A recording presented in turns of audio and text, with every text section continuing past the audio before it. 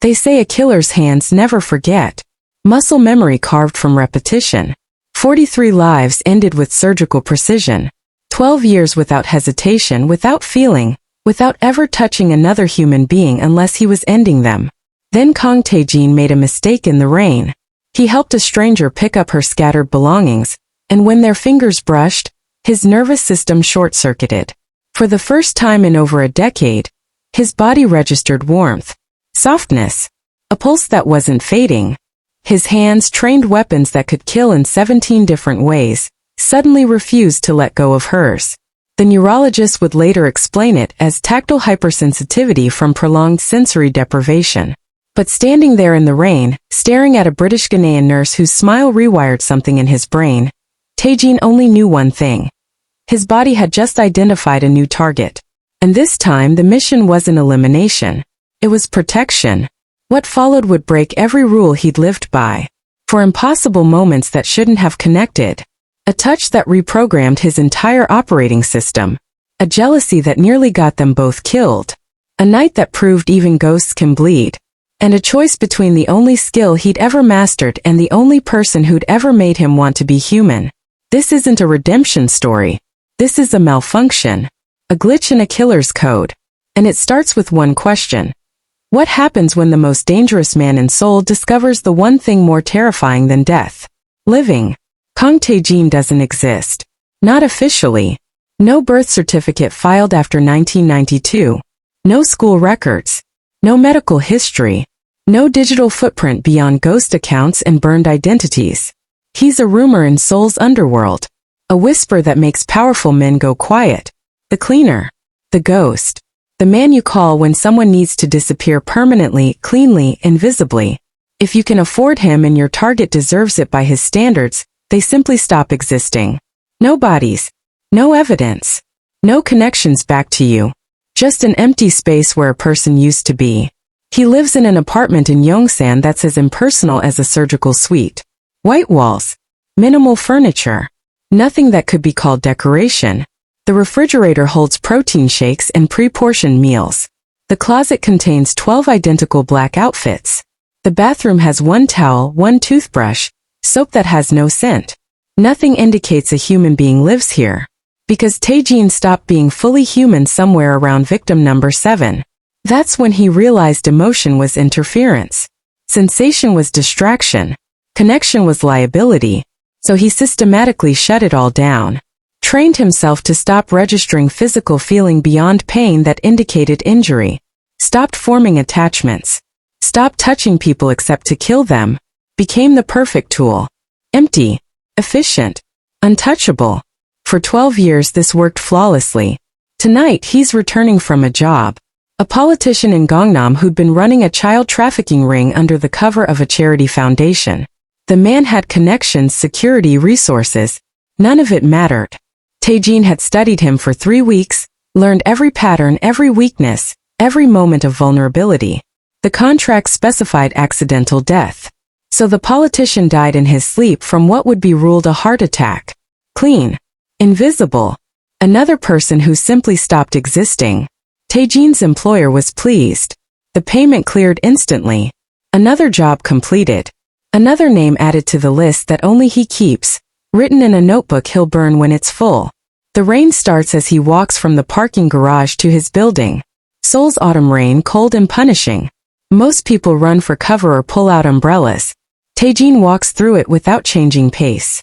He stopped registering weather years ago. Stopped registering most physical sensations unless they indicated threat or injury. Temperature is irrelevant. Discomfort is weakness.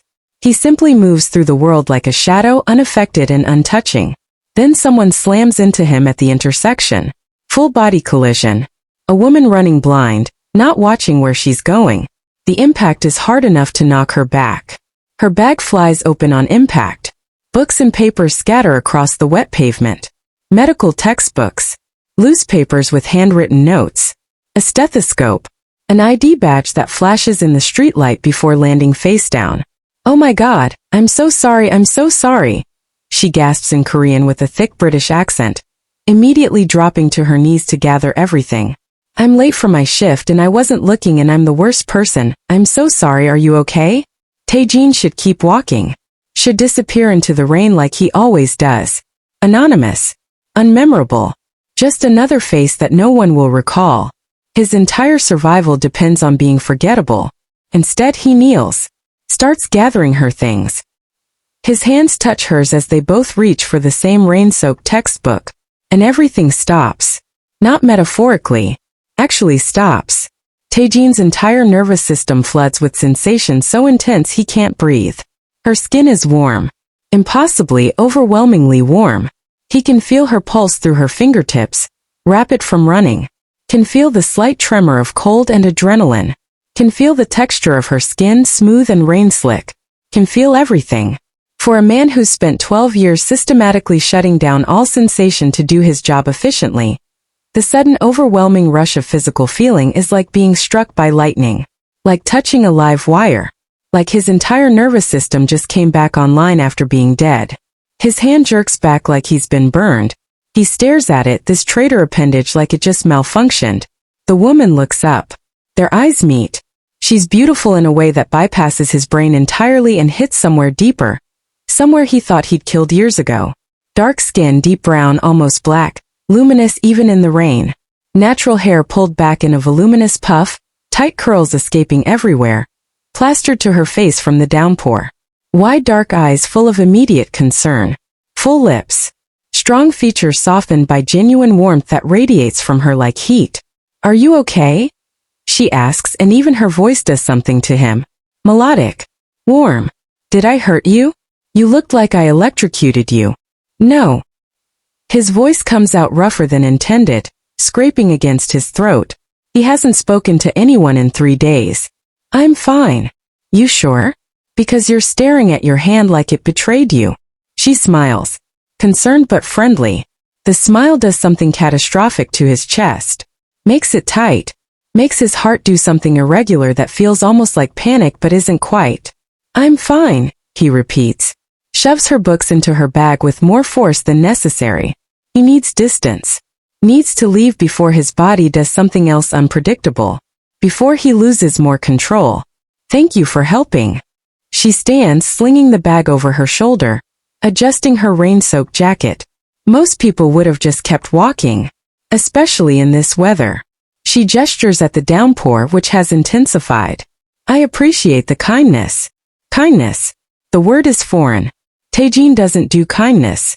He does efficiency, precision, elimination. The fact that he stopped at all is already a deviation from protocol. She starts to walk away.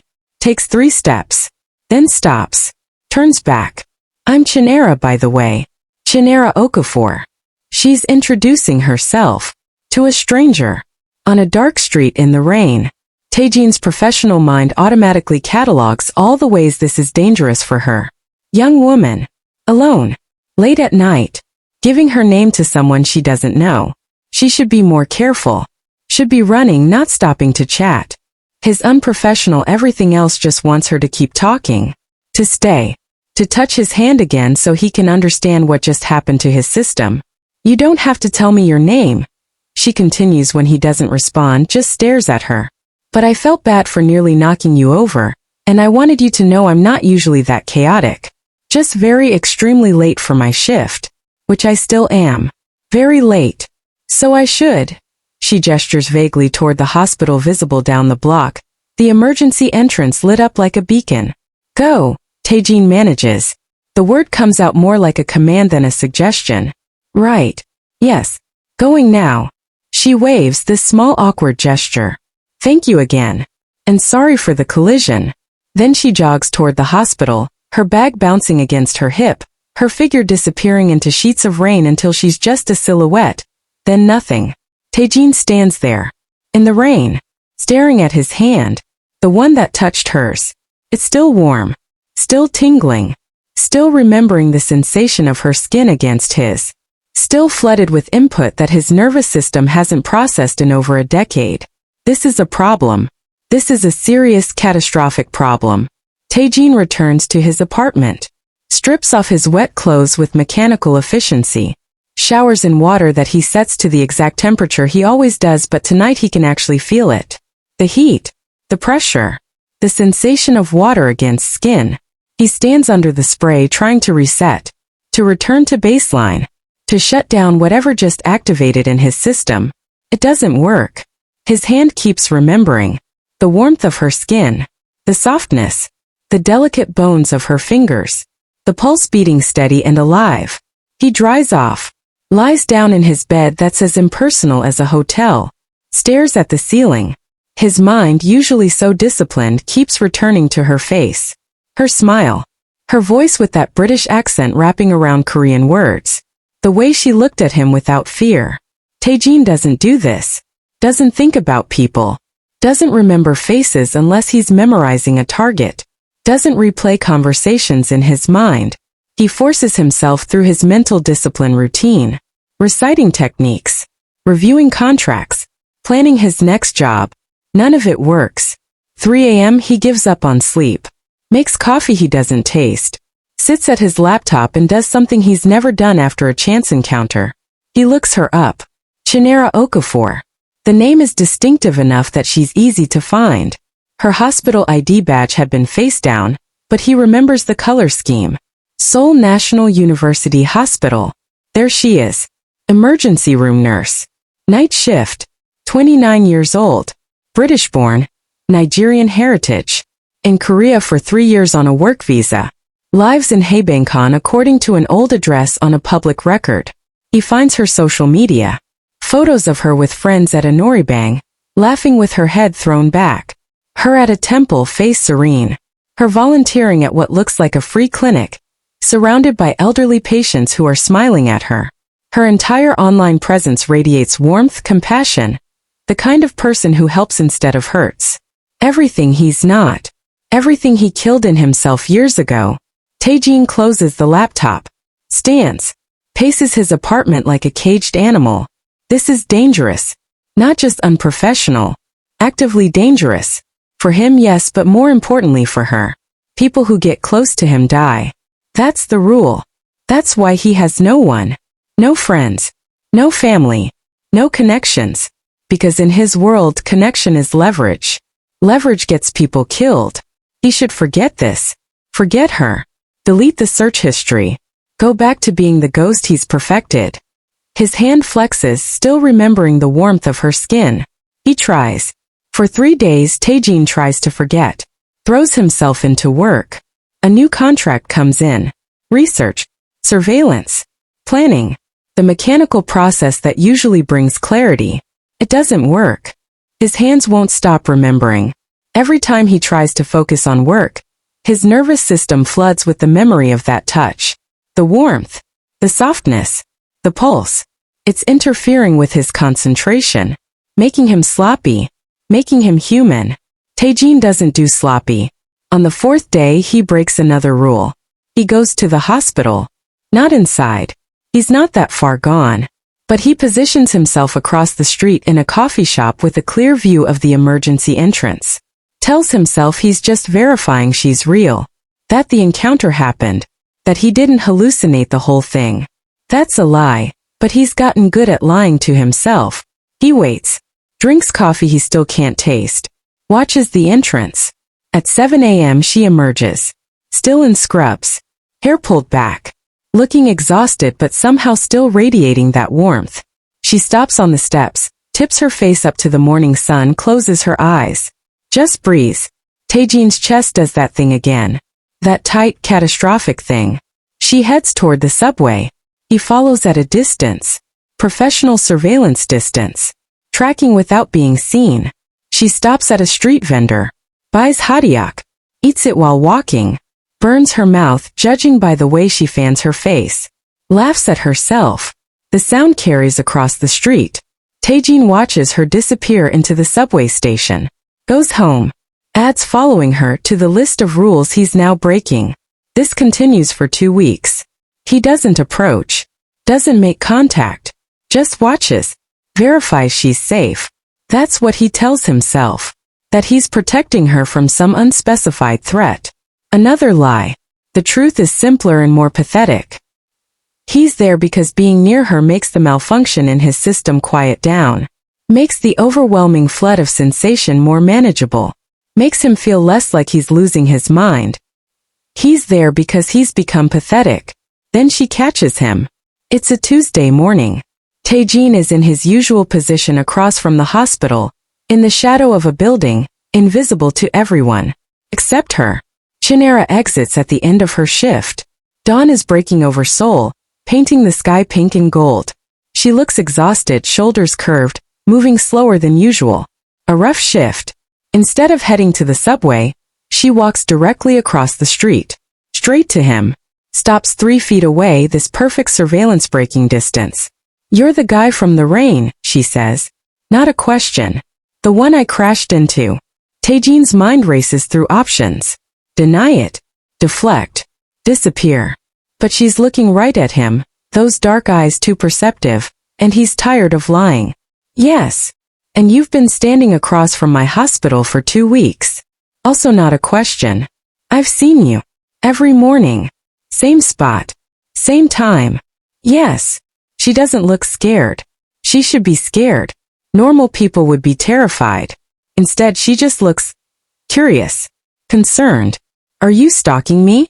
Because I should call security, but honestly I'm too tired to run, and you helped me pick up my stuff that night, so I'm giving you the benefit of the doubt here. But I need to know. Are you stalking me?" "No." The word comes out too fast. "Not stalking." "Then what are you doing?" He doesn't have an answer that makes sense. Doesn't have an explanation that won't make him sound insane. Finally, "I don't know." Chinara studies him. Really studies him. Like she's trying to solve a puzzle. "You looked terrified when you touched my hand that night. Like it hurt. Did it hurt?" "No." "Then what?" The truth comes out before he can stop it. "I felt it. I never feel anything. Then I touched you and I felt everything."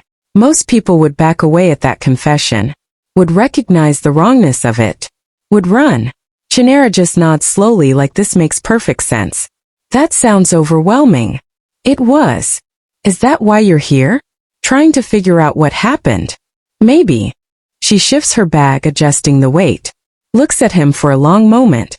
Then, "I'm getting breakfast. There's a place around the corner that does amazing kimchi jjigae. You can come if you want. We can figure out your touch situation like normal people, instead of you lurking mysteriously outside my workplace."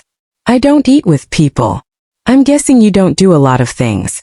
But you're here. You've been here for 2 weeks. So maybe today you try something new." She starts walking. Doesn't look back. Doesn't wait for his answer. Just assumes he'll follow.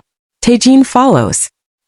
He tells himself it's to assess whether she's a threat to his anonymity, whether she'll report him, whether he needs to take steps to protect his identity. All lies. He follows because she invited him and he can't remember the last time anyone did that. Can't remember the last time anyone looked at him and saw something other than a ghost.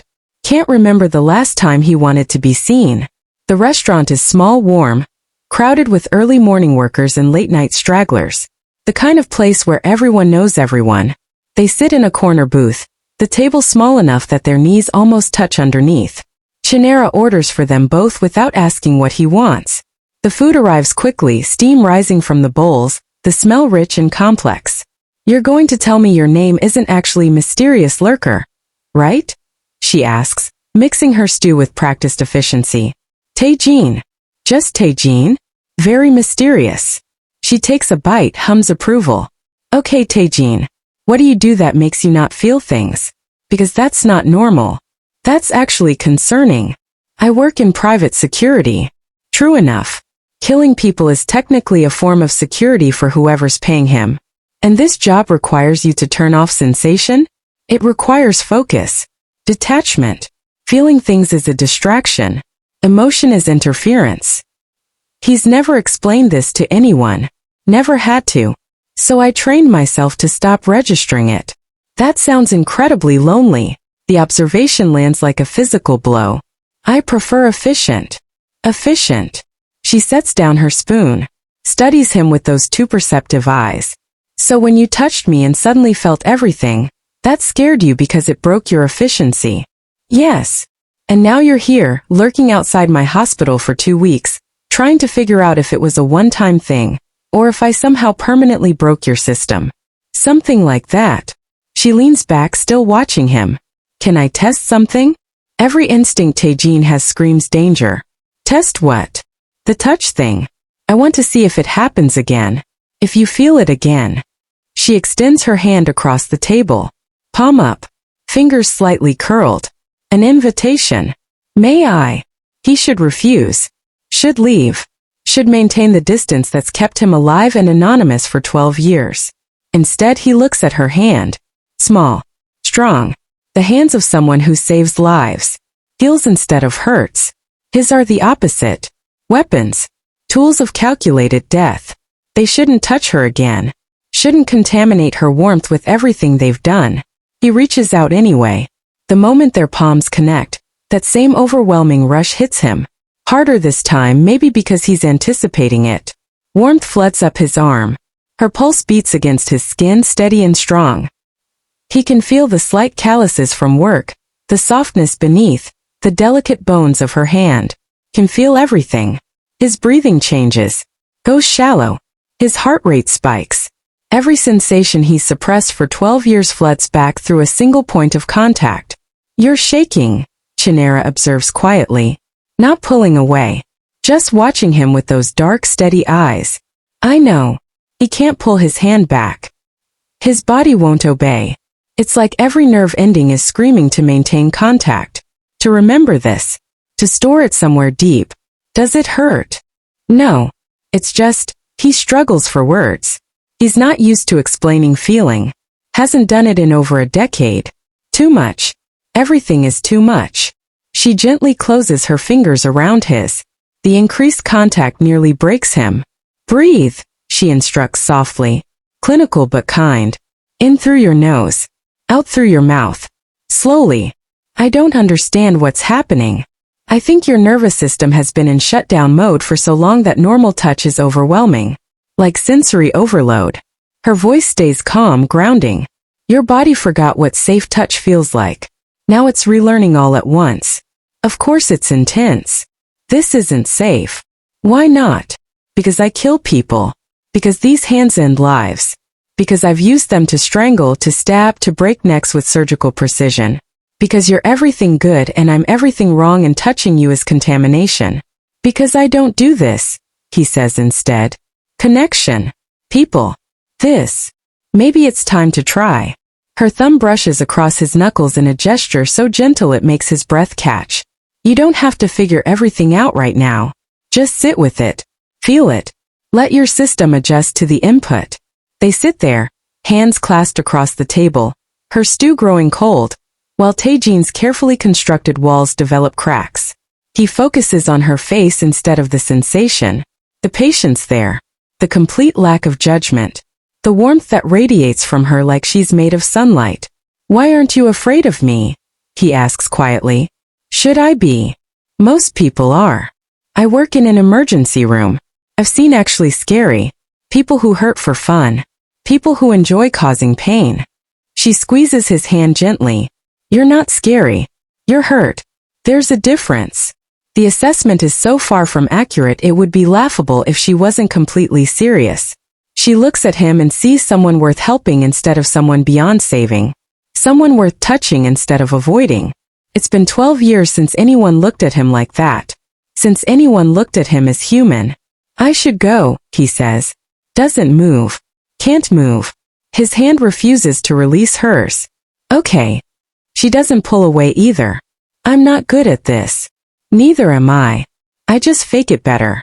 She smiles, small and self-deprecating. You're not the only one who's built walls, Tae-jin. What are your walls for? Story for another time. She finally slowly releases his hand. The loss of contact makes him immediately want to reach for her again. Makes him feel cold in a way he hasn't felt in years. But the short version is, I learned that sometimes the safest thing you can do is let someone pass the walls. Even when it's terrifying. Especially when it's terrifying. Tae-jin looks at his hand. Still warm. Still tingling. Still remembering every point of contact. This is a mistake. Probably. But you're here anyway. I am. Then maybe we both try something terrifying together. See what happens. She stands gathering her bag. I work nights. 4 on 3 off. If you want to try this again, whatever this is, meet me here Friday morning. 7 a.m. Or don't. But either way, stop lurking outside my hospital. You're terrible at being inconspicuous. She leaves before he can respond. Tae-jin sits there staring at his hand, while his untouched stew grows cold. For 12 years his hands have been weapons, tools of death. The last thing 43 people felt before they stopped existing. Now they're remembering warmth, remembering life, remembering what it feels like to touch someone without ending them. It's the most dangerous thing that's ever happened to him. Friday morning, Tae-jin is at the restaurant at 6:45. He tells himself he's early for operational reasons. To assess the space. To ensure safety. He's early because he couldn't wait. Chinara arrives at exactly 7 a.m. Sees him in the corner booth. Smiles like she knew he'd be there. You came, she says, sliding into the seat across from him. You doubted. A little. Thought maybe you'd come to your senses. Realize that getting breakfast with a stranger who lurked outside your job is a terrible life choice. It probably is. And yet, she signals the server, orders for them both again, then extends her hand across the table. Shall we? This time when Tae-jin takes her hand, he's prepared for the flood of sensation. It's still overwhelming but manageable. He can breathe through it, can focus on the warmth instead of the intensity, can focus on her. Better? She asks. Different. Still intense. But I can think through it now. That's progress. She doesn't release his hand. So, Tae-jin, who works in private security and doesn't feel things. Tell me something real. Like what? Anything. Something that's true. Something you don't usually share. He should deflect. Should maintain operational security. Instead, I grew up in state care. No family. No one. I learned early that attachment is liability, that caring about people gives them power to hurt you. So I stopped caring, stopped connecting, built a life where I need no one. That sounds lonely. It's safe. Safe and lonely often go together. Her thumb brushes his knuckles. What made you choose private security? I'm good at it. It requires the detachment I'd already developed. And it pays well. All true. Just not complete. Do you like it? No one's ever asked him that. I don't think in terms of like or dislike. Just efficient or inefficient. That's not an answer. It's the only answer I have. Chinara nods slowly. Okay. Fair enough. My turn for truth. If you want. I moved to Seoul 3 years ago to escape a bad situation in London. My ex-boyfriend was involved in gang violence. I didn't know at first.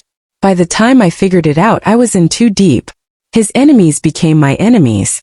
They used me to get to him. Sent threats. Followed me. Her voice stays steady, but he sees the shadow in her eyes. One night they broke into my flat. Held me at knife point. Made me call him. Tae-jin's hand tightens on hers. Something cold and violent stirs in his chest. What happened? He didn't come. Chose his business over me. I managed to get away. Ran to a police station. Testified against him. Then I left the country. She meets his eyes. So when I say I understand walls, I mean it.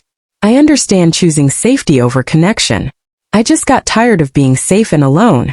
Is that why you let a stranger who lurked outside your hospital buy you breakfast? No. I let you because when you touched my hand that night in the rain, you looked at me like I was the first real thing you'd seen in years. Like I mattered. She pauses. And I haven't felt like I mattered to anyone in a long time. The confession sits between them. Raw. Honest. Two people who've spent years protecting themselves suddenly lowering their guards. You matter, Tae-jin says. Means it more than he's meant anything. So do you. Even if you don't believe it yet. They eat breakfast. Talk about nothing important. She tells him about her shift. The patients she saved. The ones she couldn't. He listens more than he speaks, but when he does talk, it's honest. Edited but honest. He tells her about his training. The discipline required. The way he's built his entire life around control. He doesn't tell her what that control is for. Not yet. Maybe not ever. When they part ways, Chinara squeezes his hand one more time. Same time next week? Yes. Good. Because I'm getting used to this. Whatever this is. What this is, dangerous. Unprofessional. A complete deviation from everything Tae-jin has built his life around. What this is. The first real thing he's felt in 12 years. He watches her walk toward the subway, disappear into the crowd. Then he goes home and tries to understand what he's doing. He's letting someone in, letting someone see him, letting someone touch him with kindness instead of fear. It's the most terrifying contract he's ever taken, and he has no idea how it ends. Over the next 6 weeks, breakfast becomes routine. Twice a week, sometimes 3. Always the same restaurant. Always the same table. Always her hand in his while they talk about everything and nothing. Tae-jin learns her rhythms. The way she gestures when she's excited. The way she laughs full and unguarded. The way she looks at him when she's trying to figure out what he's not saying. She learns him too. Learns that silence doesn't mean he's not listening. Learns that when he touches her hand first, it means he's overwhelmed and needs grounding. Learns that beneath the control is someone who's forgotten how to be anything else. You never talk about friends, she observes one morning. Or family. Or anyone in your life besides work. I don't have anyone. By choice. By necessity. Why? People are liability in my work. Everyone needs someone, Tae-jin. Isolation isn't strength. It's just slow death. I've been dying slowly for 12 years. I'm used to it. That's the saddest thing I've ever heard. She squeezes his hand. You know you're allowed to be alive, right? Actually alive. Not just existing. I don't know how to do that anymore. Then let me teach you. It's not a request. It's an offer. A hand extended. The same hand he can't stop touching. Tae-jin nods. Okay. Okay. Teach me. I'll try. Her smile could power the entire city. Good. We start with something small. What do you do for fun?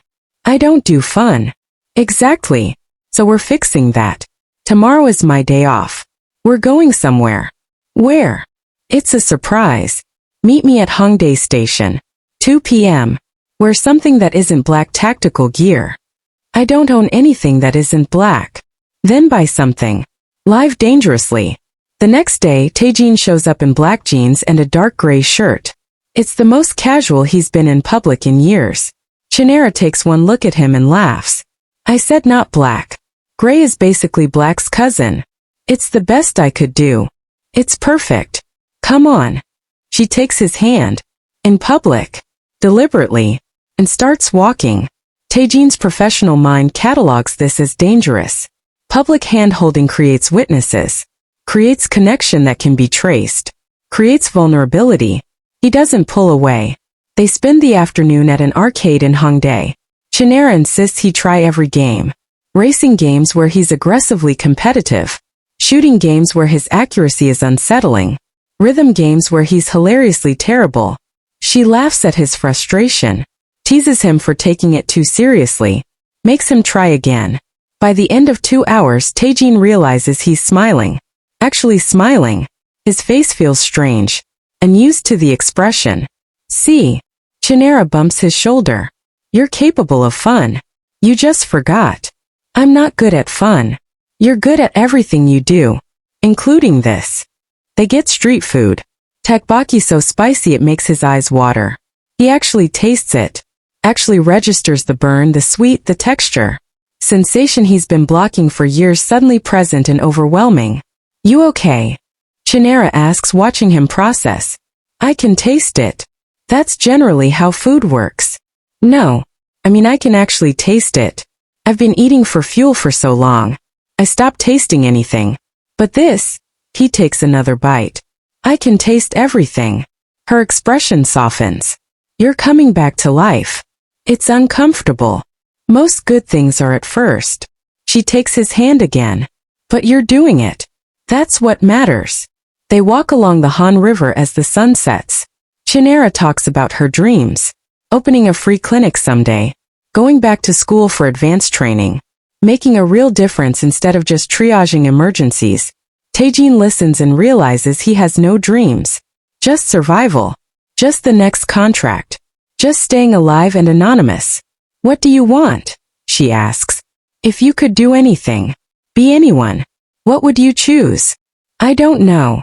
Then start figuring it out. Because Tae-jin, you can't just exist forever. Eventually you have to decide to live. That night, lying in his sterile apartment, Tae-jin thinks about her question. What does he want? The answer is terrifying in its simplicity. He wants more days like today. More of her laugh. More of her hand in his. More of feeling human instead of being a ghost. He wants her. And that's when he knows he's in serious trouble. 3 months into their careful routine, everything changes. Tae-jin is on a job. Simple surveillance. His target is a loan shark who's graduated to organ trafficking. Tae-jin's been tracking him for 3 days, learning patterns, finding the perfect moment. He's across the street from a noribang in Hongdae where the target frequents every Thursday. It's 10:30 p.m. The hit is scheduled for 11, when the target usually leaves alone. Then Tae-jin sees her, Chinara, walking into the same noribang with a group of friends, laughing, relaxed, beautiful in casual clothes, her hair down in loose curls, completely unaware that she's walking into the same building where Tae-jin is about to kill someone. His blood turns to ice. Pure absolute ice. He checks the time. 10:32. The target usually leaves at 11, but sometimes earlier, sometimes later. Variables he'd accounted for in his planning. Now those variables include Chinara being in the blast radius. Tae-jin is across the street before conscious thought kicks in. He enters the noribang, moving through the corridors with practiced invisibility, scans the room numbers, finds her through a door window in room 7. She's singing, friends cheering, completely safe. For now, his target is in room 12, 3 doors down, also with people, also settled in for the evening. Tae-jin's mind races through scenarios.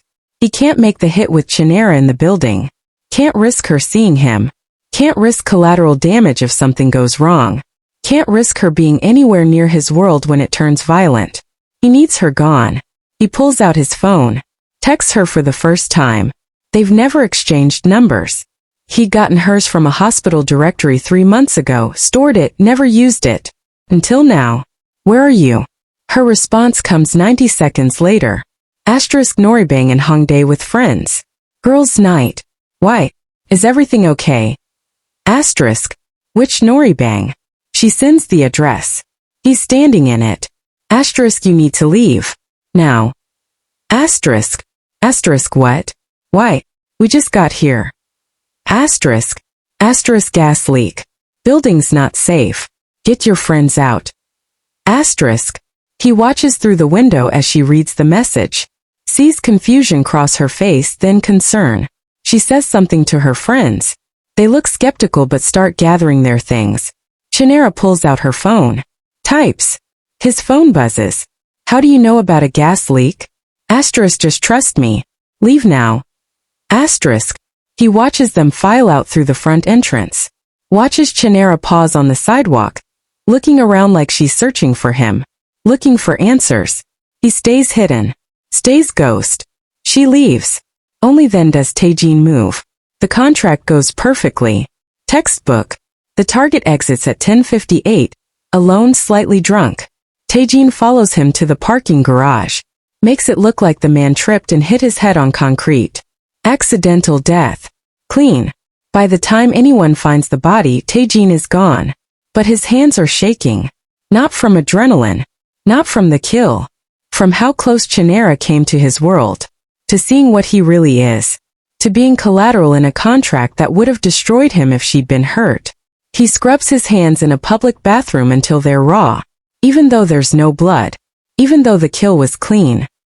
He scrubs until his skin is red and his reflection looks like a stranger. His phone rings. Chinara. He stares at it for 3 rings. 4. 5.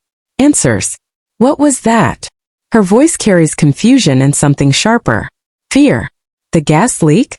There was no gas leak, Tae-jin. Building management said everything's fine. The fire department came and found nothing. I was wrong. I apologize. You were wrong. She doesn't sound convinced. You've never texted me before. Not once in 3 months. Then suddenly you send an emergency message telling me to evacuate a building where, mysteriously, nothing was actually wrong. What aren't you telling me? Everything. He's not telling her everything.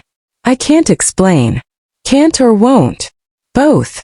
Silence stretches between them. He can hear her breathing.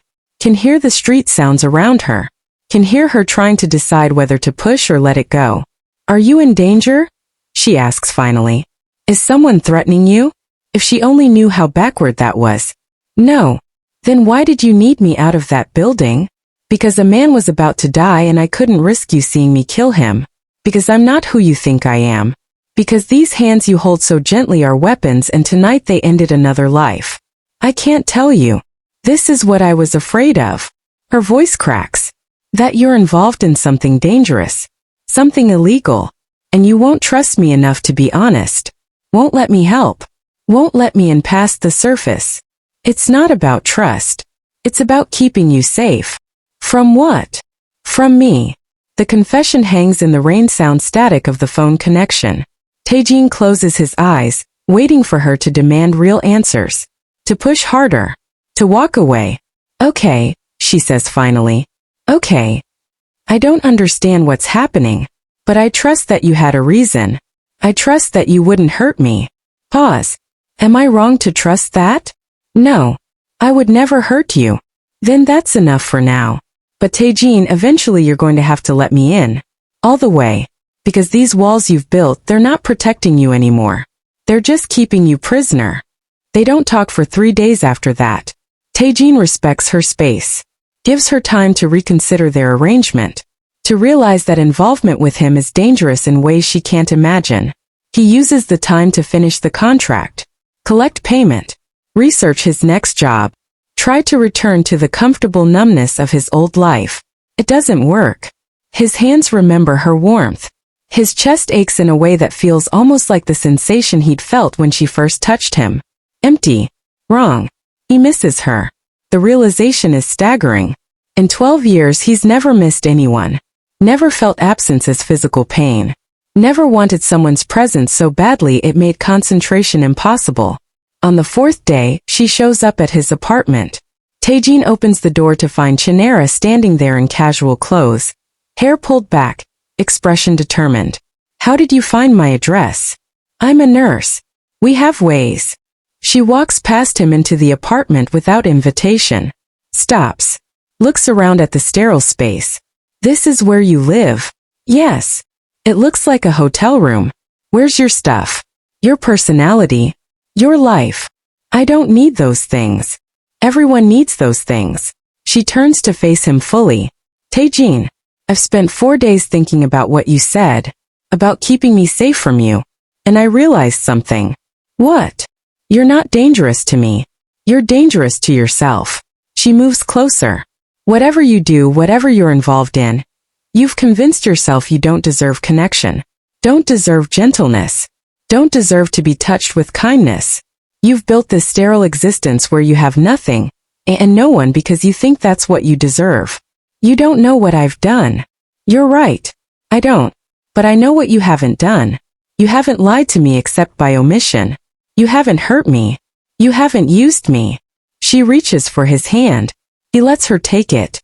You show up. You're present. You let me touch you even though it overwhelms your system. You warn me to leave that building even though I don't know why. You protect me from things I don't understand. That's not enough to. I'm not finished. Her grip tightens. So whatever darkness you think you're protecting me from, I'm choosing to walk toward it anyway. Because for 3 months you've been the most real person in my life. Even with your secrets. Even with your walls. You show up as yourself, broken and controlled and trying. And that self makes me want to stay. You should run. Maybe. But I'm not going to. She moves closer. Close enough that he can smell her shampoo. I'm choosing you, Tae-jin. I'm choosing to trust that whatever you do, whoever you are, you won't hurt me. Can you live with that choice? Tae-jin looks at their joined hands. Looks at her face, open and honest and brave. Looks at the life he's built, sterile and safe and utterly empty. And makes a decision that will either save him or destroy them both. I kill people, he says quietly. Chinara goes very still. Doesn't pull away. Just processes. What? That's what I do. Private security is a lie. I'm a contract killer. An assassin. For 12 years. He forces himself to meet her eyes. These hands you're holding, they've ended 43 lives. They're weapons, Chinara. Tools of death. He expects her to recoil. To run. To look at him with the horror he deserves. To finally see him for what he really is. Instead, her grip on his hand remains steady. Who do you kill? The question surprises him. Not why do you kill? Not how could you? Just who? People who deserve it. Traffickers. Predators. People who hurt the vulnerable. I choose my contracts carefully. And if someone hired you to kill an innocent person? I'd refuse. I have standards. Lines I don't cross. So you have a code. That doesn't make it better. That doesn't make me less of a murderer. No. But it makes you different than someone who kills for pleasure. Different than someone who hurts without reason. She's quiet for a long moment, visibly processing. I should be horrified. Part of me is horrified. I'm a nurse. I save lives. You end them. We're opposites. Yes. But the man I've been having breakfast with for 3 months, he's thoughtful. Patient. He listens when I talk about my patience. He tries arcade games even though he hates losing. He lets me hold his hand even though it clearly overwhelms him. She looks up at him. That man isn't a monster. He's someone who's been surviving in darkness for so long, he forgot there's another way. You're not hearing me. I'm dangerous. To bad people. Are you dangerous to me? Never. I would die before I hurt you. Then we figure it out. She says it like it's simple. Like he didn't just confess to being a professional killer. Chinara. I'm not saying this is easy. I'm not saying I'm okay with everything. I need time to process. To think. To understand. She cups his face with her free hand. The gesture is so gentle it makes his chest ache. But I'm saying I'm not running. Not yet. Not until I've had time to really think about what this means. You should run. You should be terrified. I probably should be.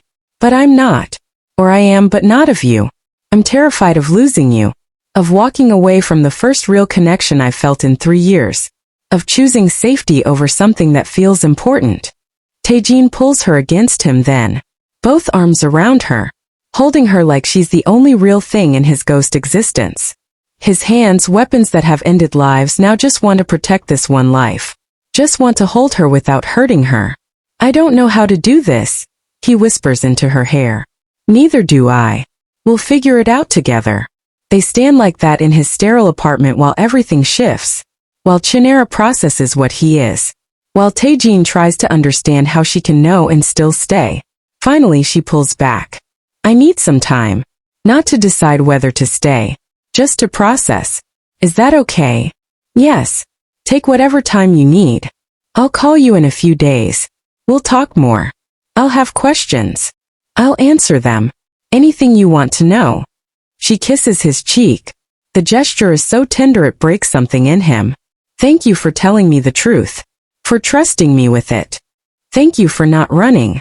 I'm not running. I'm just thinking. There's a difference. She leaves. Tae-jin sits in his apartment, staring at his hands. The hands she held knowing what they are. The hands she's not afraid of even though she should be.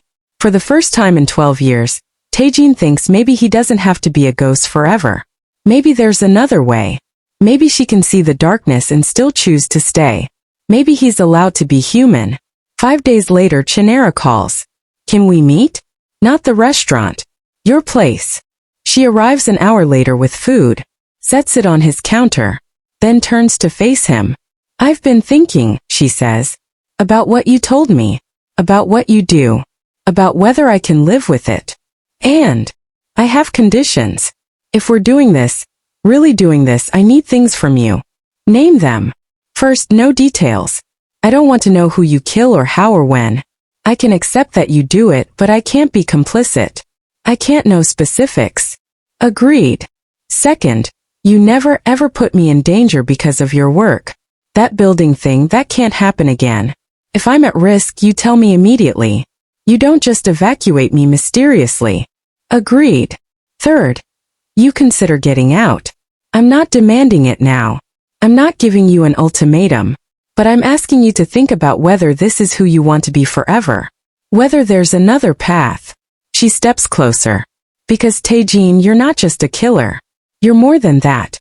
And I think part of you knows it. I don't know how to be anything else. Then let me help you figure it out. Not now. Not today. But someday. She takes his hands.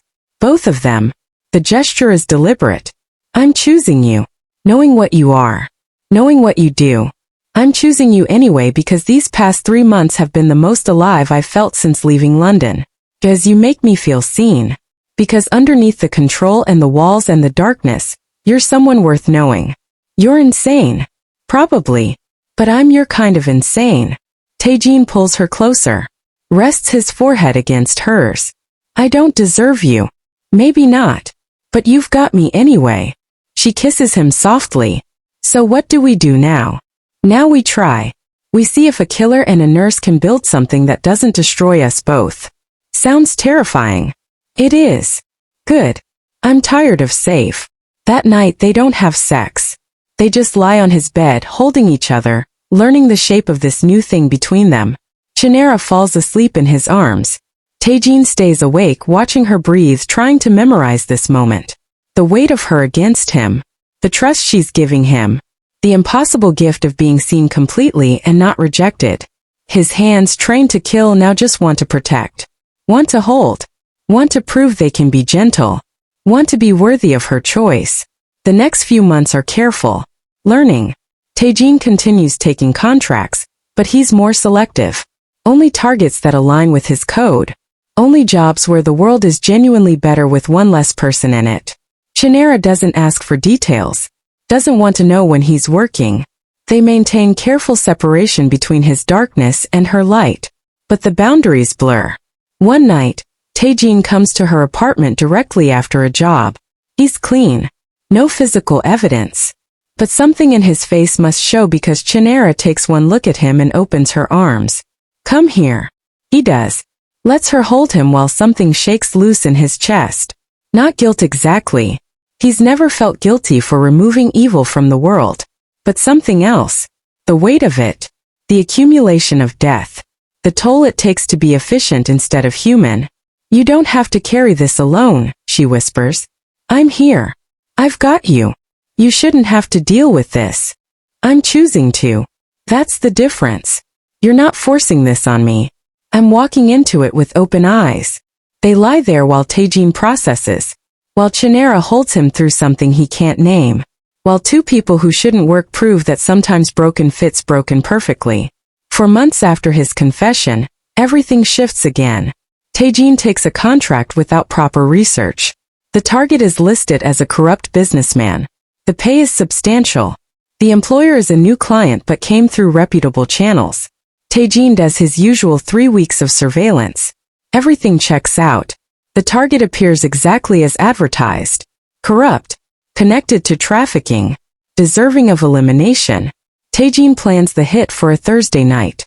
Traffic accident. Clean. Untraceable. He discovers the truth 3 hours before execution. The target isn't corrupt. He's a whistleblower about to expose a trafficking ring. The people who hired Tae-jin are the actual criminals. They're trying to silence him before he can testify. Tae-jin realizes this through intercepted communications. Digital evidence he wasn't supposed to see. His employer made a mistake. Got sloppy. Assumed Tae-jin wouldn't dig deeper than the dossier provided. He calls it off immediately. Contacts his employer through secure channels. Demands the truth. They admit it. Laugh about it. Offer double payment to complete the contract anyway. After all, what does Tae-jin care who dies? He's a killer. One death is the same as another. I have standards, Tae-jin says coldly. This violates them. Contract terminated. You don't get to terminate contracts. You complete them or you face consequences. Let me clarify. I'm not just terminating the contract. I'm exposing you. Every communication. Every piece of evidence. I'm sending it all to the prosecutor investigating this case. Your entire operation will collapse within 72 hours. You wouldn't dare. That breaks every code in our world. I don't care about your codes. I care about mine. And you just violated them. Tae-jin disconnects. Then he sends everything. Every piece of evidence. Anonymously. Untraceable. But thorough. 20 minutes later, his apartment door explodes inward. 4 men. Armed. Sent by his employer. Not there to negotiate. Tae-jin fights because he has no choice. He's efficient. Always has been. Takes down the first man in seconds. The second with slightly more effort. The third requires creativity. The fourth gets a blade between his ribs before Tae-jin can block. Not fatal. But bad. The wound is deep, angled upward. Possibly nicked a lung. Tae-jin takes down the fourth man despite the injury. Then collapses as adrenaline fades and pain floods in. He lies on his floor, hand pressed uselessly to the wound, phone just out of reach. Blood pools beneath him. The metallic smell fills his sterile apartment. He's going to bleed out. Alone. In this empty space. Exactly how he always expected to die. His phone rings. From the kitchen. Just out of reach. But he can see the screen light up. Chinara. Her shift just ended. She's calling like she always does. Using everything he has left, Tae-jin drags himself across the floor. His blood smears across white tile. His vision tunnels. But he reaches the phone. Answers. Hey, breakfast today or are you? She stops. The background silence must register wrong. Tae-jin? What's wrong? Chinara. His voice is weak. Slurred. I need help. Where are you? What happened? My apartment. Stab. Bleeding. He can taste copper. Don't call ambulance. Can't go to hospital. Questions. I'm coming. Stay on the phone with me. Don't you dare hang up. Chinara. No. You stay with me. You hear me? Stay with me. She talks the whole way there. Asking about the wound. Telling him exactly what pressure to apply. Keeping him conscious through sheer force of will. How many attackers? 4. Where are they? 3 dead. 1 unconscious. His voice is fading. Sorry. Don't apologize. Just stay awake. I'm 8 minutes away. Then 7. Then 6. Each number is a countdown. Promise. A lifeline. She arrives in 10 minutes that feel like 10 hours. Tae-jin hears his door crash open. Hears her gasp. Then she's there, kneeling in his blood. Hands immediately assessing the wound. Okay. I've got you. Her voice is steady. Professional. But he can hear the fear underneath. This is bad but manageable. You're going to be fine. Bodies, he manages. In the apartment. I don't care about the bodies. I care about you. She's cutting his shirt away. Packing the wound with something. Stay still. This is going to hurt. It hurts more than being stabbed. But Chinara works with brutal efficiency. The same hands that hold his so gently are now literally holding his life together. Need stitches, she says. Real stitches. I can do it but it'll hurt worse. You understand. Do it. She does. Tae-jin bites down on leather to keep from screaming. Chinara's hands are steady. Fast. Stitching him together with the kind of practice skill that comes from emergency room trauma. When she finishes, she sits back. Lets the professional mask drop for just a second. Her hands shake. You almost died. When you called you sounded. Her voice cracks. I thought I was too late. Tae-jin catches her hand. Bloody but alive. I'm sorry. Stop apologizing. Just don't die. That's all I'm asking. I'll try. She stays. All day. Monitoring vitals. Changing dressings.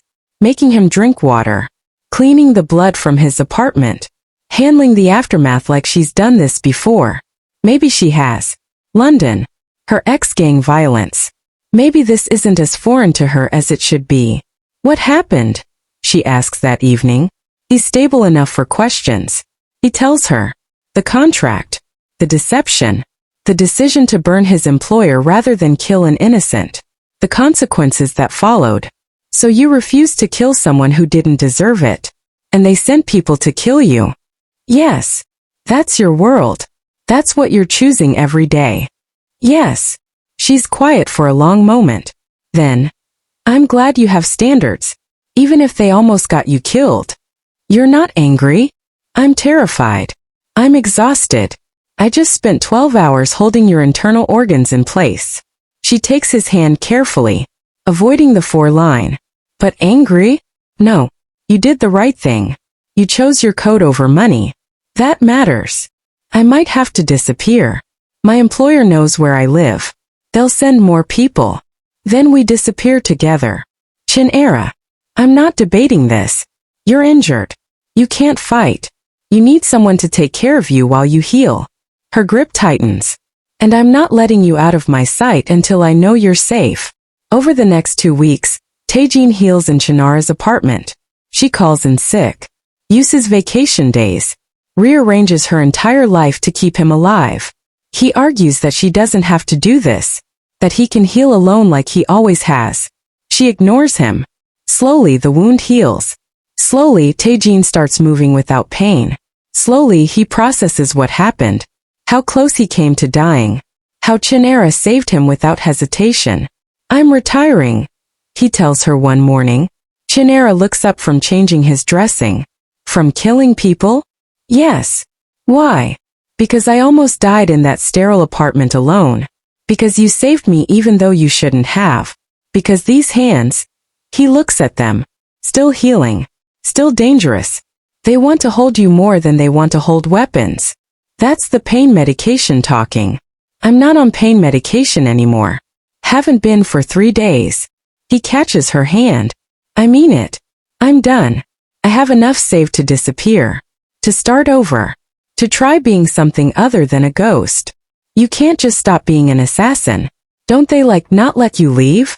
Isn't that a whole thing? I have information on enough people that they'll let me walk away.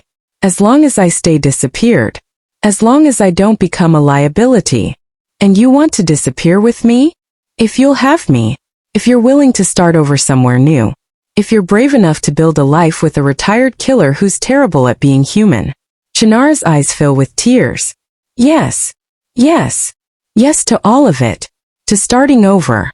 To building something new. To teaching you how to be human. She kisses him gently, mindful of his healing wound. But Tae-jin, you need to understand something. I'm not trying to fix you or save you or redeem you. You don't need redemption. You need to learn that you're allowed to live instead of just survive. I don't know how. Then we figure it out together. That's what this is. 2 people who've been surviving figuring out how to actually live. 6 months later, Tae-jin and Chinara live in a small apartment in Busan. Far from Seoul. Far from Tae-jin's old life. Far from the ghost he used to be. He works legitimate security now. Corporate consulting. Systems analysis. Using his skills without the killing. It's boring. He loves it. Chinara works at a hospital emergency room. Same work, different city. Same calling. Saving lives while Tae-jin learns to stop ending them. They still have breakfast together after her shifts. He still takes her hand across the table. The overwhelming flood of sensation has settled into something warm. Constant. Real. His hands, once weapons that ended 43 lives, now know gentleness. Know her skin. Know how to hold without hurting. Know that some things are worth protecting instead of destroying. Do you miss it? She asks one morning. The old life. No. Not even a little. Not even a little. He squeezes her hand. That life was surviving. This is living. Even with my terrible singing in the shower? Especially then.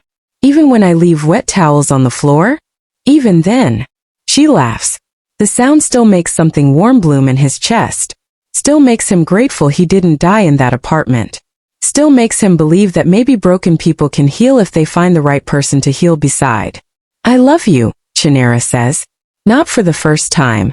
But every time still feels new. Still feels impossible. I love you too. The words come easier now. He's practiced. Kang Tae-jin spent 12 years as a ghost. Untouchable. Unfeeling. Efficient. A killer whose hands never forgot their purpose. 43 lives ended with surgical precision. Then Chinara Okofor crashed into him in the rain. And his body malfunctioned. Remembered sensation. Remembered warmth. Remembered that underneath the carefully constructed killer was someone who'd forgotten how to be human. She didn't save him. She didn't redeem him. She just saw him. All of him. The darkness and the control and the weapons he'd turned himself into. And she chose to stay anyway. Sometimes that's enough. Sometimes that's everything. His hands will always remember what they were. Tools of death. Weapons that ended lives. That's not something that goes away. But now they also remember her. The warmth of her skin. The trust of her touch. The gentleness of holding someone without hurting them. Now they remember that even assassins can learn something besides killing. Can learn to be soft. Can learn to be human. Can learn that the most dangerous thing you can do isn't taking a life. It's choosing to live one. If you made it to the end, you understand this isn't about redemption. It's about two people choosing each other despite every logical reason not to. About hands that remember violence learning gentleness. About a nurse and a killer proving that sometimes the only way to heal is to let someone see your worst and stay anyway. Drop a comment if you believe people can change. Tell me if you'd stay if someone told you their darkest truth. Share this with someone who needs to hear that it's possible to be broken and still be worth loving.